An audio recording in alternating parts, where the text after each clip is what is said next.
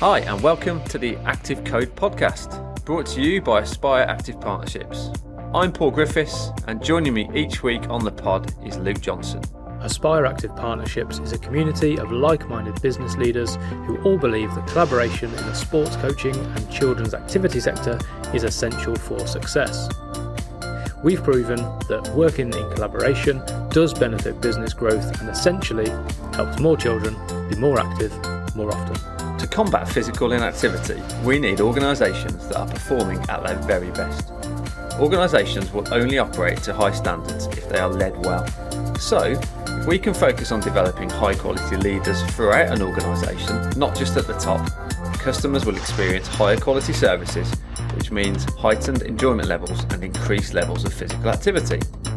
And if we do this at an early age, we know that we can build the foundations for a more active, happier and healthier life. The Active Code investigates what it really takes to be a successful leader and how organisations can combat physical inactivity. We won't be alone through this journey. We are joined by business owners and experts from our sector, as well as inspirational people from outside our industry. We'll understand the importance of physical activity to our guests, reflect on leadership experiences, and gain thought-provoking insights on how we can crack the Active Code and get more children more active more often. If you like what you hear, please leave us a rating and subscribe wherever you get your pods. Welcome to episode 4 of the Active Code podcast. Our guest on this episode aims to change lives by improving health and well-being using the power of physical activity, sport and education. One person, one family and one community at a time.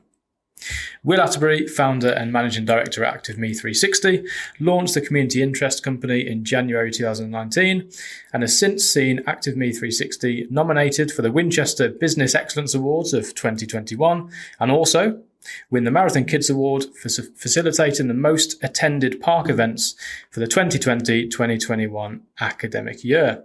During the park events, families attend weekly physical activity sessions at a local leisure centre to encourage active families and active communities.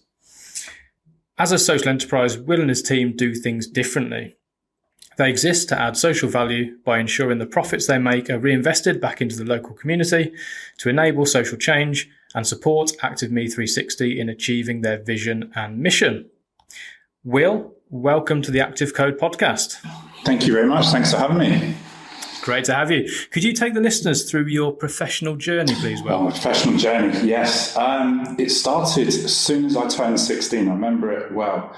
So I had 16th birthday, and I think the week after I started part-time work coaching on a Saturday morning, football for an organisation in Hampshire, and it just went from there. Although I suppose my professional journey has been one of taking opportunities. At school, I always had a plan in my head of what I wanted to do, where I wanted to be at certain stages. And it was actually to join the police. So everything I did at school and at college was all about joining the police. And I went through university whilst I was doing part-time work in sports coaching and education in schools. And I applied for the Met Police in London, got in. So I was delighted, really, really happy, looking forward to a stint up in London. And then the cuts came in. So this was about 2010. When the economic crash happened.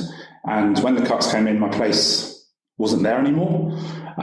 So I became a Special Constable, which is basically a voluntary police officer in London, and did that for 4 years. And it was always the plan again to use that as an avenue into a full-time paid role with the police. But whilst I was doing that, I kept working and plugging away in the sport and education business, and an opportunity presented itself there to take a managerial role, which I did. And then an opportunity presented a few years later to take a director role. So I thought, okay, I better take that. And then I had to really make a decision. I just decided at the time, opportunity was better taking that director role and fulfilling that. So I stopped doing the police and, took the director role and did that for 5 years at a previous organisation. And then my journey led me here to ActiveMe360. Amazing. And active's in the name of your company. What does physical activity mean to you personally? It's really simple. It's just moving. It's just being active. And one of our key things that we have, and something we try and inspire in everyone, and we say to all our team and all of those that we work with is just removing barriers. Our aim is trying to remove barriers to physical activity. So we try and simplify everything. So physical activity doesn't have to be going to the gym. It doesn't have to be going to play football, on a weekend or an evening. It could just be walking the dog. It could just be playing outside with your kids. It's really that simple. It's just moving as much as possible and having fun with it. What type of barriers are there then for people that you experience with or you know of? I think the big one, especially after the past year, 18 months now, is cost, access. That's a huge one that we find, which is why recent things like the Holiday Activities and Food Programme is a great opportunity to remove those barriers. And I think life in general, and I've experienced that myself in the past 18 months by becoming a dad for the first time and trying to juggle childcare, looking after my young daughter, my wife's still working. It means you can't just go out to the gym or go and play football. There's a lot of thought that has to go behind it. So I think there's, certainly challenges in lifestyle and cost. And, what we do is we just try and remove that.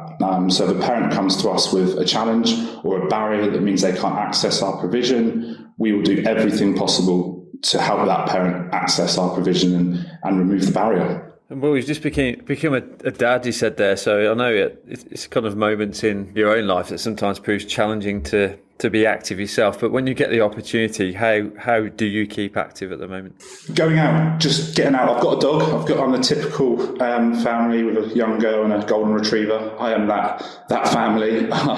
So it's just going out, and it's I think becoming a dad just changes perception on life in general. And I've become much more conscious of how I am around Harper, my little girl, and I try and get her outside as much as possible because I want her to be outside. I want her to experience the outside. So she loves going out. It's her favourite place to be, whether it's wet, windy, sun shining, no matter what.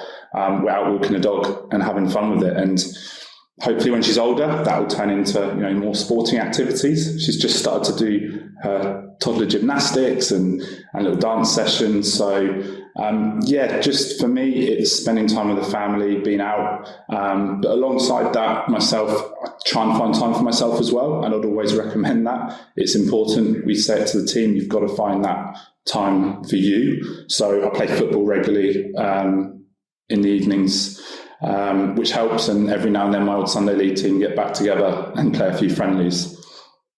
And golf, that's always a key one. Love being out on the golf course too. Good stuff. And I'm hoping from a golf perspective, Will, you don't get extra steps in because you're kind of zigzagging across the fairway. Yeah, we had a charity golf day a couple of weeks ago, and I did okay, but another one of our team, I think, spent more time in the woods trying to get a job with the Forestry Commission than he did on the actual fairways of the course. But yeah, it's a good sports take up, I think, in your later years. And you talk obviously about the importance of giving people and families the opportunity to be physically active when they face those barriers. So, you obviously understand the benefits of activity for other people, but what are the benefits for you, Will, as a business leader? I think getting into business and running your own business and having that vision, it's come from. Well, day one for me, I've always been active and I've always had that instilled in me from my family. And, I think of my granddad and other key influences in my life, they've always been active. They always tried to instill and inspire an active lifestyle in me. And I've grown up like that. I played every sport going. I was always outside when I was younger. And even into my adult life, I've seen the benefits. And we have 3 key pillars here at Active Me 360, which I think come from me personally and the rest of our team who put the business together. And that's physical well-being, mental well-being and social well-being. Those are the 3 pillars that underpin what we do. Those are the 3 areas that we feel physical activity, sport, education really supports. And I can testify to that on a personal level, physically, obviously, but mentally. I think, again, the last year has been tough for everyone. And I think just getting out, playing sport, being active with friends has helped my mental health no end, and socially as well. we've been locked in for a long time. So just going out and playing football, you get the physical side of things, but you get that social connection, you get that communication. We're social beings. So yeah, I think it's been crucial in my life, and I've really just taken that forward and carried that forward into the business. Well, yourself, your family, your colleagues, you all sound like very active people and people that understand the importance of it. How do you and your team at ActiveMe promote physical activity to others, especially those that don't come from a sporty background or aren't engaged in a sport, for example? I think, again, it goes back to removing the barriers, and I think it's removing the misconceptions as well. I think a lot of people who maybe aren't as active or sporty as what I am, and that's fine, and that's not a problem. I think there are misconceptions of what sport and what being physically active actually means. A lot of the people I come across, and even, some children, they feel that it means you have to be playing a sport at a high level.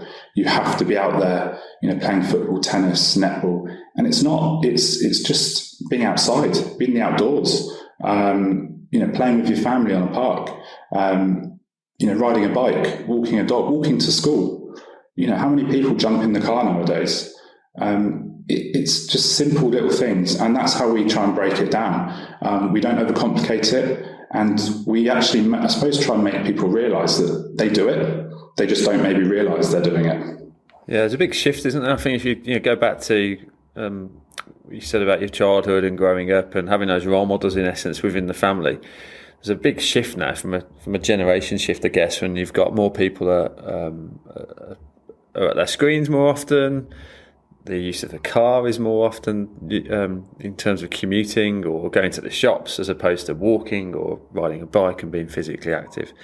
So there are lots of barriers now compared to where we were, say, 20, 30 years ago. But are there any barriers in particular that you come across with the families that you work with at ActiveMe 360? You're right. There are lots of reasons why we are where we are, and I think that's not necessarily a negative thing. Society evolves, technological advances mean we move forward, which is great. It's just how we use them, and I think it's almost become a default. Certainly, technology that's a big one. We see it a lot with a lot of parents. It's easier and cheaper. Certainly during school holiday periods, if you haven't got the income to spend on a holiday activity camp, for example, it's easier and cheaper to leave your child at home in front of a tablet, in front of a computer. You almost remove the problem. So the biggest one that we come across, certainly with our holiday camps in particular, is cost. That's the biggest one, which is why the Holiday Activities in Food programme, the interest we've had from that and the take-up we've had from that has been absolutely massive in the areas that we run. And one of those areas is where we've been running our hub holiday camp venue. Before the HAF funding, we averaged about 150, 160 a day. And over summer, we're probably looking at 200 plus, maybe up to 250 a day. And a vast majority of those are new parents coming to us because their place has been funded. And again, through experience of the previous holiday camps, they're now starting to see actually the benefits on their children's physical, mental and social well-being. And I think sometimes by them recognising it, by being provided that opportunity, it helps them understand and see that it's something that they must continue. So again, advances are great, but it's having them in balance. That's key. And if cost is one of those barriers, Will, how do you as an organisation overcome that, or help families overcome that barrier? So as I've mentioned cost, and I keep coming back to cost, and it's because right now, especially after the past 18 months and the hardships that people have endured, it is the biggest one. And that's not just holiday camps, that's after school provision as well. So we find, especially when schools won't pay for after school clubs themselves, and they rely on the parents to pay, it's become a problem. We've had parents call us and ask us for help. So we keep our prices really low. And some people say cheap. We don't call it cheap. We call it affordable, and it makes it accessible. And I would rather have 200 children paying £15 a day than 30 to 40 children paying 30 to 40 pounds a day. And I understand why some organisations do that. That's not a criticism in any way. But we just said from the very, very outset that we were going to make sure that we were an accessible, affordable choice for parents to send their children to, whilst maintaining the high quality. And just on that affordability as well, we mentioned the Marathon Kids Award that you won this year for the park events that you've run. How did you make that such a success in your community? It was fortunate we had the community there already. So when we first got in touch with Marathon Kids, through you guys actually, and to start that conversation, we identified our Swanmore community, which is where we had our holiday camps running, as the one we wanted to run it at. So we already had a good connection with the parents and children there. The school are fully on board with us as well, so they really backed it. And I think we just put it out to the community, and they came. They came because they know us. They know the quality that we provide. We've got great relationships with them. We do try and keep that community feel in everything we do. You know, we're spread across quite a few schools, quite a few areas of Hampshire, but we always want to make each individual area, each individual school feel part of a community, feel local. We don't want to be a national corporate machine. We want to make sure that our roots remain local. So our relationships are really positive. We put it out there, and people came, and it was great because we had people from every background. We had every age. We have mums and dads running with pushchairs. We've got nan and granddad coming down and walking around with children. It's great. And I think the biggest thing for us is, and I feel this myself, when our team go down and they see it, they come away from that Saturday morning absolutely buzzing because of the atmosphere and the vibe you get from it. It's not something we're asking people to pay for. It's just a community event, and it gets people out, active, social. It's been a really, really great addition to what we do, and that's transpired into our 360 challenge. So we're actually running a 360 challenge at the Great South Run. It's part of our 360 challenge, let's say, in October to raise money for our charity partner, and our team are running it, but we put it out to our community, and we've got a team of 40 so far and counting still, and that's parents. We've got teachers as well from the local community to run with us. So for me, it's creating that community feel. And Will, so it's a great achievement, and something I'm sure that will naturally just keep growing and growing. And barriers at times for activity engagement obviously can be facility or access to places to exercise or to be active. When you've done these park runs, do you have to get permission to do them, and have the people that you've worked with to get that permission, if you have, actually been helpful, or has there been barriers there for you as well? So far, no. We run it at our secondary school site, where we run holiday camps, and they were on board from the start. So we've got a great partnership with them, and we kind of use that secondary school as a community hub.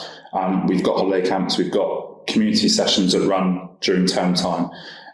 So our Marathon Kids program runs at the school, on the school site. So it's not in a park controlled by local authorities. So we haven't had that challenge, thankfully. But we have had discussions. We're looking to expand it maybe in the next 6 months or so.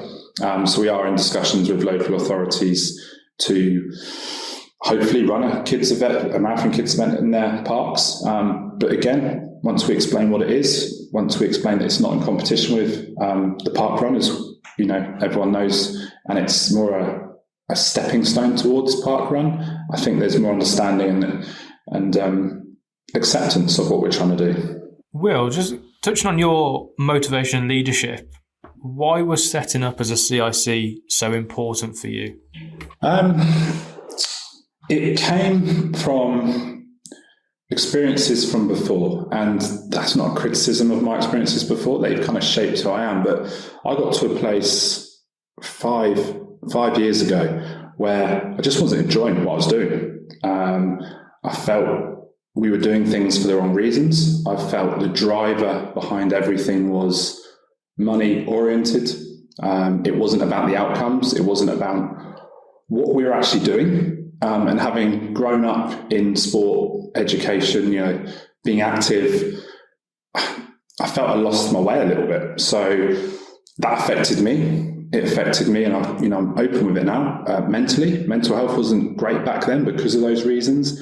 And so when I made the decision to set up Active Me 360, it was really, really important to me that it was a social enterprise.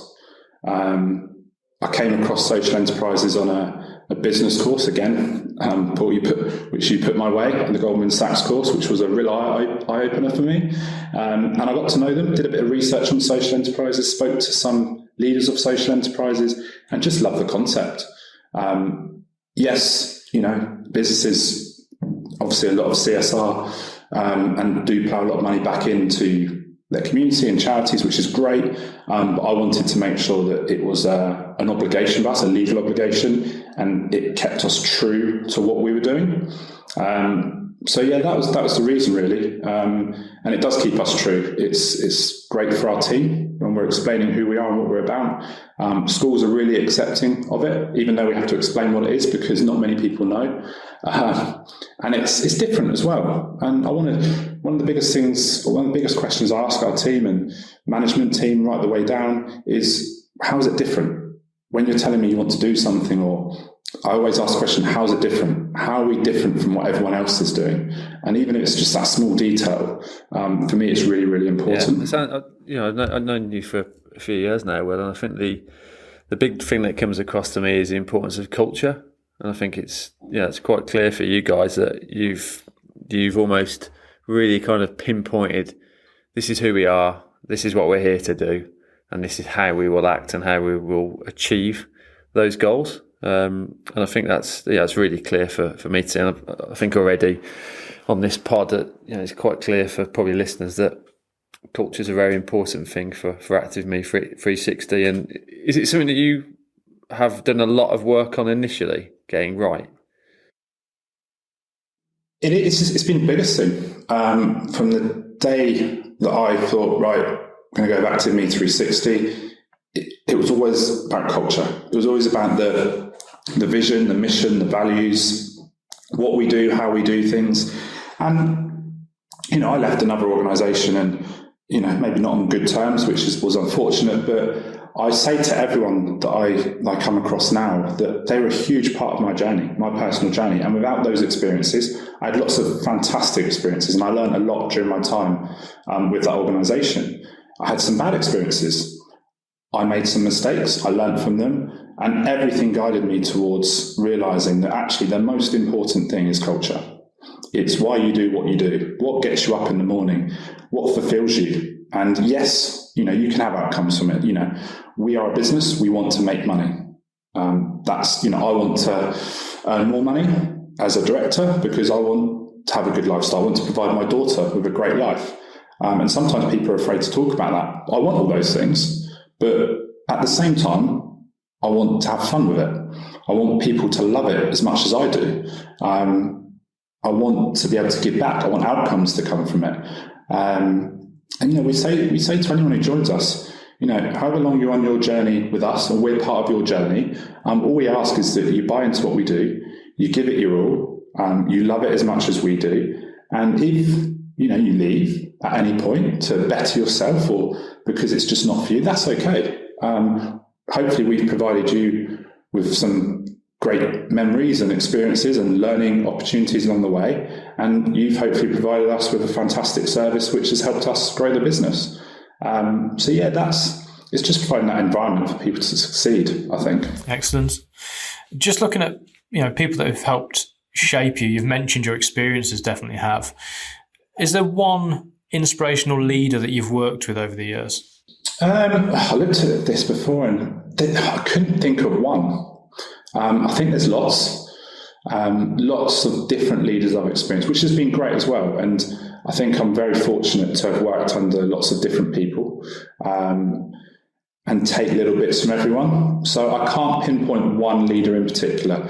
I think I've just taken little bits from everyone, and that's good and bad. I've learned how I don't want to do things, And again, that's not a criticism of those leaders. It's not for me. And I've learned where actually that's great. I can really take that forward. And again, even now, I'm from the Goldman Sachs course that I did, which was a good few years ago now. There's a group of us, 5 of us, that still stay together or stay in touch now, and we meet up every quarter. Pre-COVID we did, and we just discuss business. We get together for a weekend, Airbnb, and just discuss business. And I learned so much from them, and they've been pivotal to my journey with Active Me 360 and helping guide me along the way. So no particular leaders in the business world. I think, I've got a lot of inspiration from my family background, and I think that's always a great place to explore. If you want inspiration and leadership, it doesn't have to be in business. It can be in life in general. Leaders of families. My granddad was one, so I took a lot from him and just used little bits here and there, really. You mentioned your granddad there. So from a family perspective, what is that background that inspired you so much? I think just the way he approached life. I think just being a leader of a family, and he was always there when times were tough.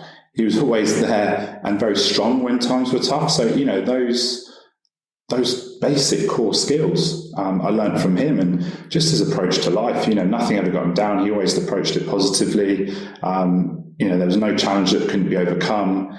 And I think that really, I didn't know him and how he was in the business sense himself. I know he had his own business, which I had lots about, when he was a lot younger. But I think later in life, I learned so much from him on a personal level. And your background as in the police, I've known you for a few years, and I didn't even realise that I didn't know that. So that's what really interests me with this is what skills and knowledge and experiences have you taken from that is actually helping you now in the business. Do you got a chance to reflect on that? Is there anything?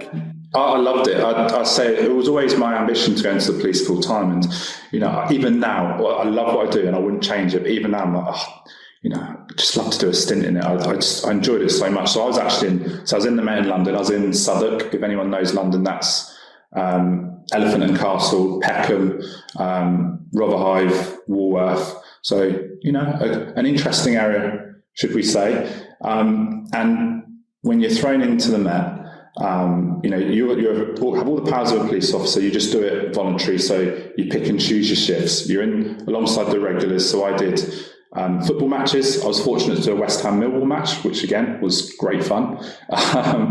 Did you say, sorry, Will, did you say fortunate then to do a West Ham Millwall game?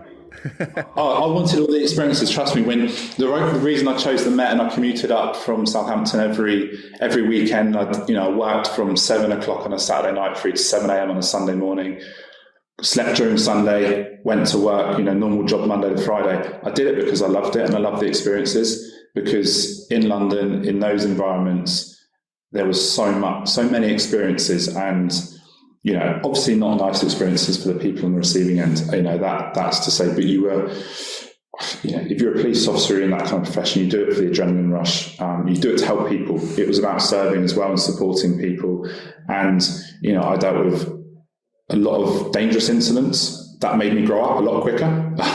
When you're dealing with knife crime, gangs, gun crime, when you see the other side of what happens when the sun goes down, it does make you grow up. Obviously, the skills you mentioned that you learn, communication, how to deal with problems, challenging situations, it all came from that. And again, on the sporting side, it was around the Olympics, so I actually got to police a little bit of the Olympics, which is great. I've got some great stories because I did, on the closing ceremony of the Paralympic Games, I was actually down by the stadium, and I was in the shopping centre, is it Westfield nearby, and I was doing a night shift, and all the nightclubs were down there, so you had a lot of the athletes going out. Some interesting stories of wheelchair athletes having had maybe one too many at 3 o'clock in the morning, thinking they're getting very confident on their wheelchairs. I won't mention names, but it was a good experience. And how's that helped shape where you are now, Will, with the co-founder and director of a business? It's massively shaped me, and that doesn't mean it's finished. I'm still learning now. I've never started a business from scratch. It's a real challenge. It's a real journey. It's an exciting one though. And I've tried to take everything I can from past experiences. And as I say, every experience, good and bad, up until this point has helped shape how I approach things and how I continue to approach things. And I'm a believer in that. Everyone makes mistakes. Everyone, makes a mistake that's maybe really bad and will cost the business, or you think, God, where do I go from here? But you know what? They shape you, and you've got to use them as learning experiences. So, yeah, everything I've done, from police, previous organisations, personal life, I just try and take something from everything. And if we ask one of your team members at Active Me 360 about your leadership style, what would they say? Good question. Yeah, I was thinking about this. What would I like them to say? What would they actually say? I think challenging. I think I like to challenge. I like to challenge people. That's key, as I mentioned. The one question I always go is, okay, how is it different? How can we better it? Let's not settle for what we're talking about right now. How can we go better? Strategic. I like to think I'm very strategic. I think that's been borne out with how we've started from day one. It's not something that I was, 5-10 years ago. It's something I've developed and really thinking forward. I like to think I'm empowering. I think I give people the opportunity. I don't like to micromanage. I'll always have my say. I think they'll tell you that as well. But I do it in a way I want them to make the decision with the tools, I think. And I think that comes through the shared vision as well, mission. I say everything we do, every decision that's made, it's about, okay, how's that decision being made in relation to our mission? Does it support our mission? Is it going to achieve our mission? And caring, I like to think, I do care about the team. I've tried to create an environment, a culture where we look after the team, and there's lots of ways we try and achieve that, but we really engage the team in everything we do, and I want them to feel part of it. I want them to have fun. I want them to be engaged. I want them to enjoy coming to work, because it should be the best job in the world.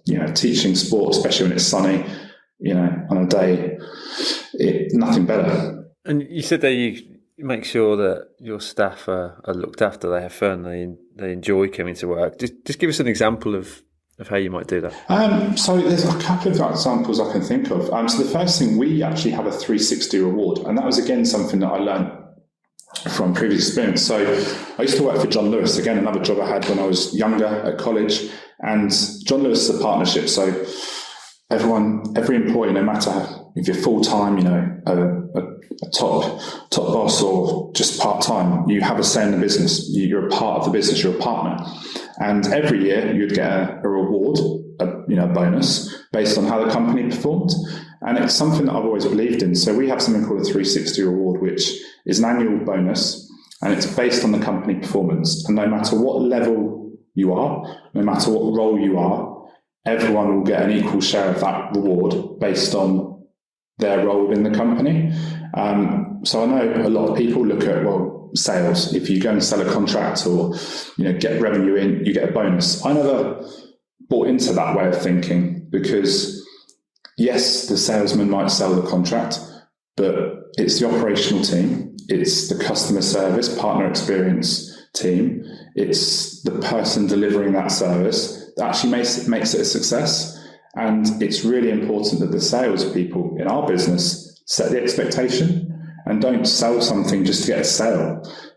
It's not about that. It's about selling that service, getting that, working with that school and making that into a journey that's not a term or a few weeks because you've oversold it. It becomes something that's 2, 3, 4, 5 years. So my big belief is it's the whole team are involved in that, and so the whole team should benefit from that when the company succeeds. So that's one way. And another way I think is... Sorry, Will, is that done on a revenue basis? Profit? Is it? It's profit related, yes. So we have annual targets, we have quarterly targets as well, and that's across every business area. And then we devolve that down to the team. So every team member has quarterly and annual targets, And if they succeed in those, if the company succeeds in them, we have a company performance pot, and then we have an individual performance pot. And some of it we call the me factor, based on how they are, something maybe you can't measure in terms of a number. And it all comes out into a final percentage, and that percentage is related to what the company makes at the bottom line. But our kind of belief is that if we're succeeding in our annual and our quarterly objectives across the company, then that bottom line takes care of itself.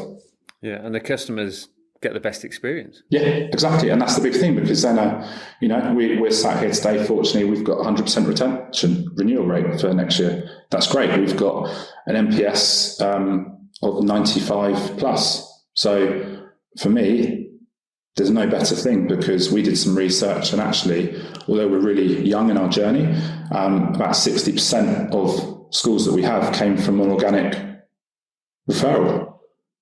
So it works. And in that period of time you've been going as a business, what's the most successful thing you've done, or the best achievement that you've had as a leader? Oh God, that's a tough one. Do you know what? Probably sat here today. This time last year we had four full-time team members coming out of lockdown. We had 4 members of the team that were full-time going into August, and we're sat here today, and we're probably on 16 full-time members. So we've grown 12 in the past 12 months. And not only growing and adding, 12 to our team, but I think adding 12 people who have really bought into what we've been doing, allowing the business to continue to be successful. And yes, there have been challenges, but we've come through them. That's probably I think that's the biggest one for me.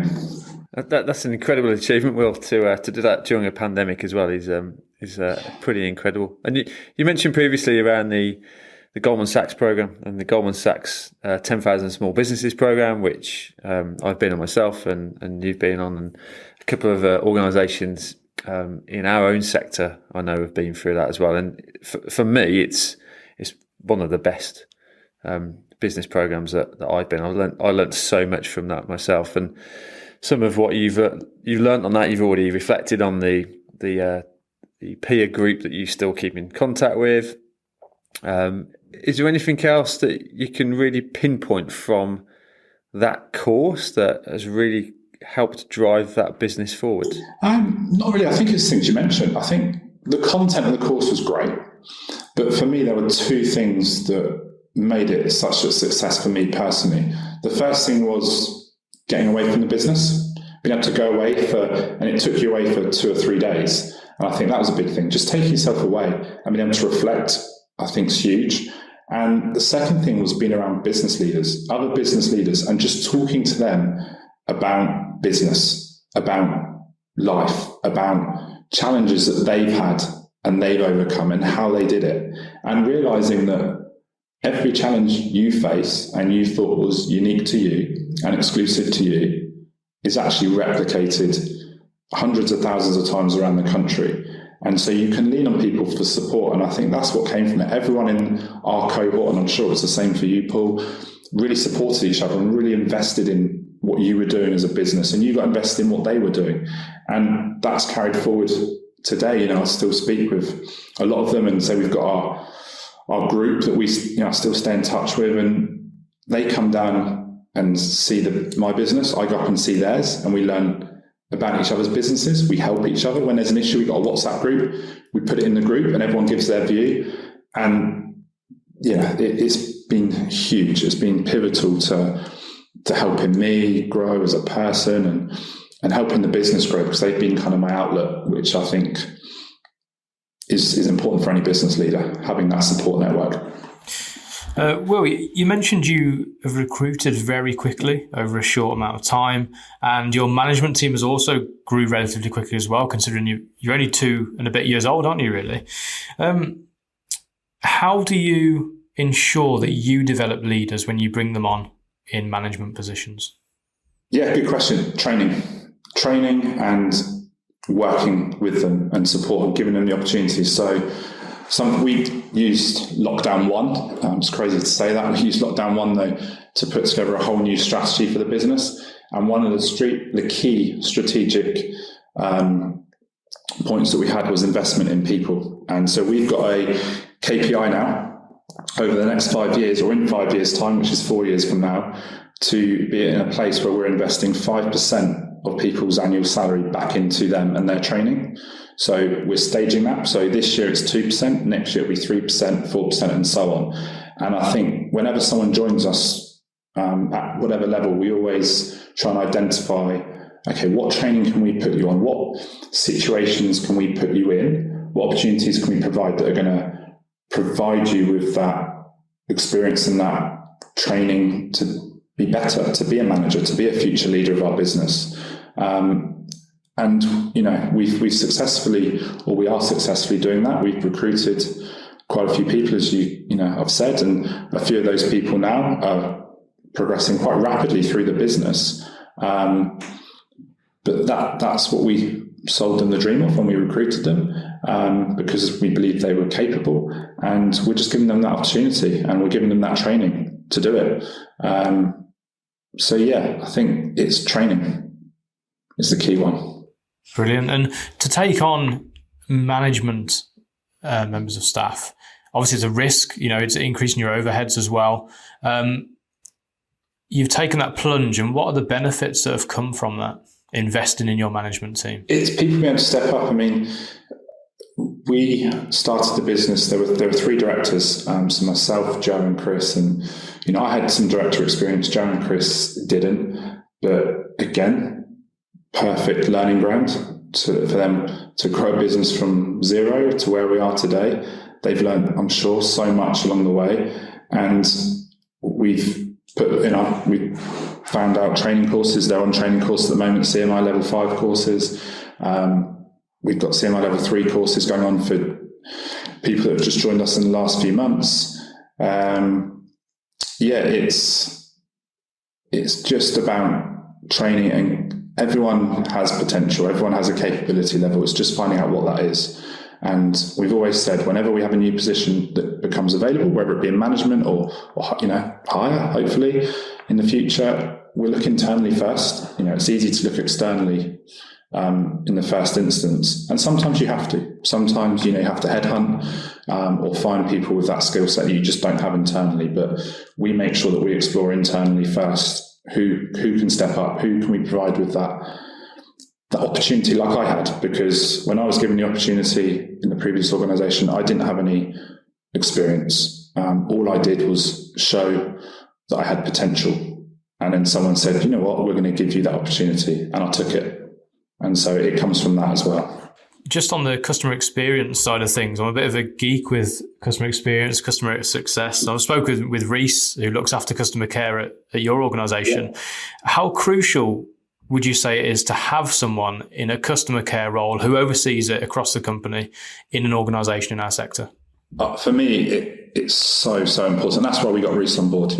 We made what he was a key recruit for us last summer, because we identified, we call it partner experience, and that basically means looking after the schools that we have, making sure that they have a world-class experience. And that's what we aspire to. We always ask our team, we always ask our schools, what does world-class mean to you? And I always ask Reese. So I'm constantly in his ear saying, Reese, tell me what world-class is, explain world-class. And sometimes you get a blank response. I'm not sure. I said, we need to find out and keep pushing.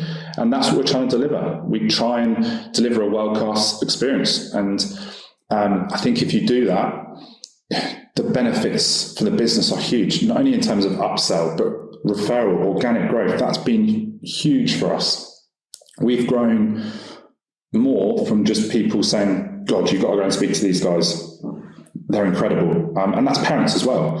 So around our holiday venue, which we started at 3 summers ago, we put on a really successful holiday venue.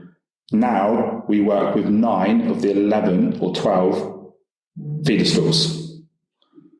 Just because of the job we're doing, or the job our team are doing at that holiday venue, we've then expanded into schools, and we've made it a hub for us. And it's almost become exclusive, because schools, we start to work with 3 or 4, then other schools found out and like, well done, they're working with them, or we need to be working with them. And we've been able, it's because the quality is so high. It's not to do with finance. It's not because the prices we charge. It's because of the services we provide and the level that we provide them at. So for me, it's the most crucial thing. And it's led, I'm sure, to that 100% retention that you referenced earlier of schools. Absolutely. Yeah, and we haven't yet, but we will lose schools. But we always say we never want to lose a school based on service. I'm happy to accept if someone wants to turn around to me and say, this school is not working with us anymore because they just can't afford it, or the funding's been cut, so they can't understand. That's I can accept those reasons. It's something beyond our control, but when it's within our control, that's where I don't like it. If it's beyond us, then that's okay. I can sleep at night. But if it's something we've done to cause that school to have a bad experience and turn away from us, then that's what grates me. And Will, you've gone from 4 to 16 team members. What does the future look like for the business in the next 12 months? I think we've come such a long way in such a short time, and certainly a lot further than I thought possible when I was sat in this position 2 years ago, and not in the office I'm in now, just at home in my home office. I think it's just continued progression, and we've looked at it from a strategic point of view, and it might even be slowing down slightly. We've grown so rapidly over the last 2 years that we don't want to grow beyond ourselves and go too quickly where we start to make mistakes. We start to get things wrong. It's really important that we keep that quality. So I think it's growing organically, continuing to steadily grow our school base, our team, and that's not only in terms of numbers, but grow and develop the team that we have in terms of roles and capability. And I think it's trying to look at other areas. Where else can we go into? We've always said from the outset, we're going to start with what we know, which was schools. It was working with children aged from 4 to 12. We're now starting to work with secondary schools ages, a little bit more. We're looking to work with that toddler age group, that preschool nursery age group from September. And then, for us, it's about working with every age group. So adults, elderly, residential care homes. So those are some of the areas that we're going to explore. And that's driven by the market as well. We know we're an aging population. We know that the health crisis, if we look at what's going on in the world with the NHS and just general health, we know that's a problem. So working with adults, working with, seniors is another area that we want to get into to meet our mission. Will, on the Goldman Sachs course you talked about earlier on in the pod, you mentioned that there's people from outside of our sector that you've become friends with, you meet up very regularly, I think on a quarterly timeline. What do you think we can learn from other sectors to help combat physical inactivity in ours? I think the key word, collaboration. I think working together. I still think our sector's a long, long way behind others. I still think there's a lot of people working to their own agenda. I think and obviously that's what's so great about the partnership with you guys and the other businesses, is that everyone's got that common goal and it's a national basis. And I think that's key to change. We, not only in Hampshire, are not going to cover every school and every child, certainly not going to do it nationally. So you need others to do it. It can't be done by one organisation. It's just impossible. And it needs collaboration at every level, from government right the way down to, your small business providing coaching or leisure opportunities. And everyone to be on the same page with it. I think that's me the biggest thing. And what is collaboration to you, Will? What does it mean? Working together for a common goal. Not just working to your own agenda, not holding things back because you're fearful of what others might do with it, or you're fearful of competition. Competition's great. It's what makes the world go round. It holds you to a standard. But a lot of people, I think, fear competition because they see it as a threat to their business. And if you see it as a threat to your business, then I think the message is to look at your business. So I think it is just simply working together, sharing good practice, having that common goal, realizing that you're doing it for the greater good. And it sounds, preachy and high and mighty, and it's not meant to be. It's just the country is just come through 18 months of COVID. We've got a mental health crisis. We've got an obesity problem. That's only going to be changed and tackled by everyone working together, and realizing that it will take a collective response to make progress. Otherwise, it's just, progress is never going to be made. What do you think leadership in our sector can do? Certain bodies, what can they do to help encourage people to collaborate and do what you say we need to do? I think get key people in the same room and work on a common goal. I think that's crucial. And I think keep banging that drum. I think it's worked. If I look back 10 years, 12 years ago, I think, maybe it was just where I was, but I certainly didn't see that national effort, on PE school sport, for example. A lot of organisations have come up since AFP, Youth Sport Trust. They seem to be working a lot closer together, which is great.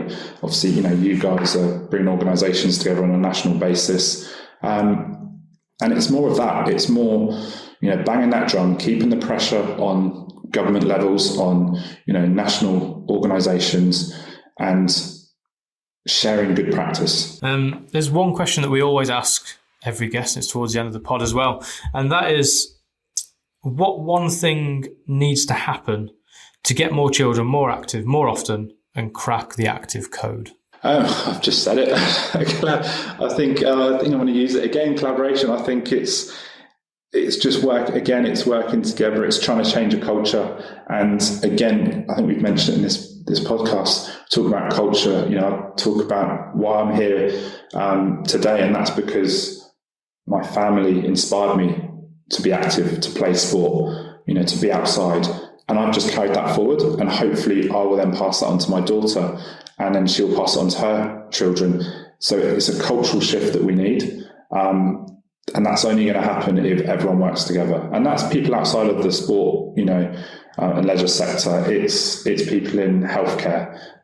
It's local authorities, people looking after children's services, realising that actually the benefits of being physically active and the benefits of sport can play a massive role in what they're trying to achieve as well. And Will, just to finish the pod off, if listeners wanted to enhance their leadership skills and their business, are there free books or podcasts or even people that you would recommend? Yeah, so the big one, and this is the one we used as a business last year during lockdown, and so when we did our new strategic plan, which is Scaling Up by Vern Harnish.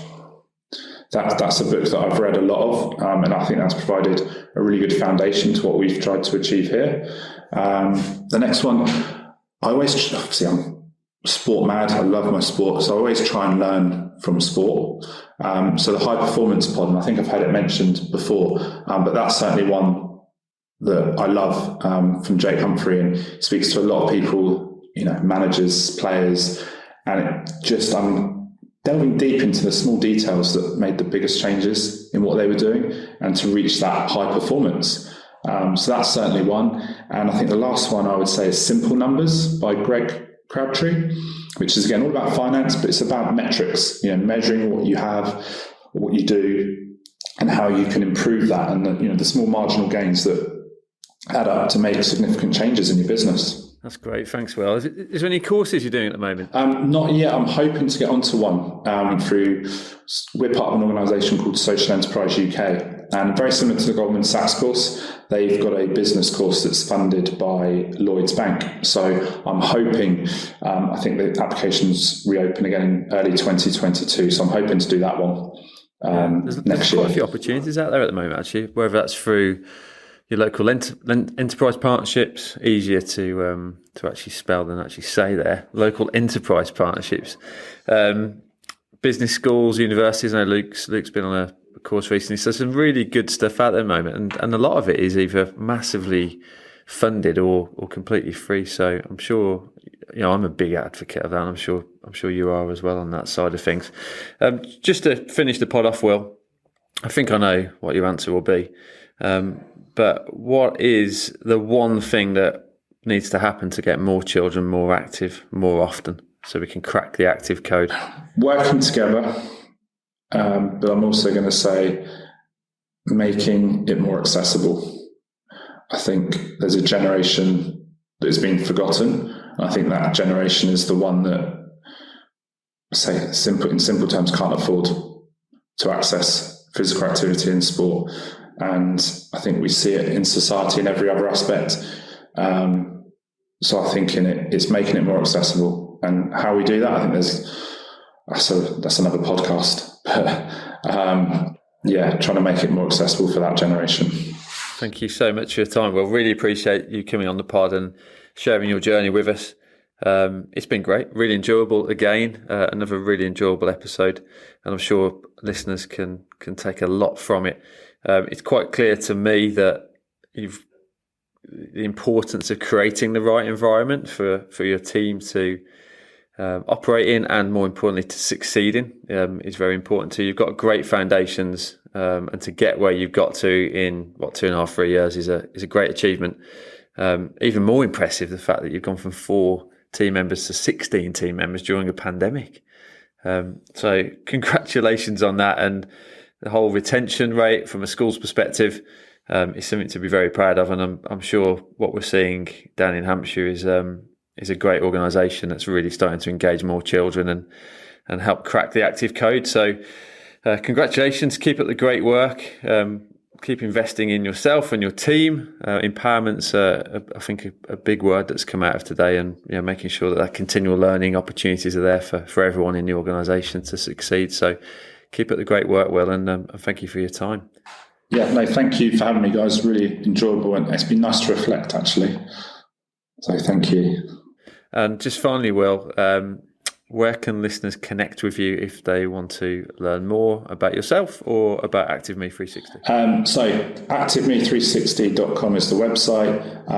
You can find all our details. I pick up all the emails on hello@ActiveMe360.com as well. So pop me an email, and happy to chat to anyone or lend any advice or support or just talk about business.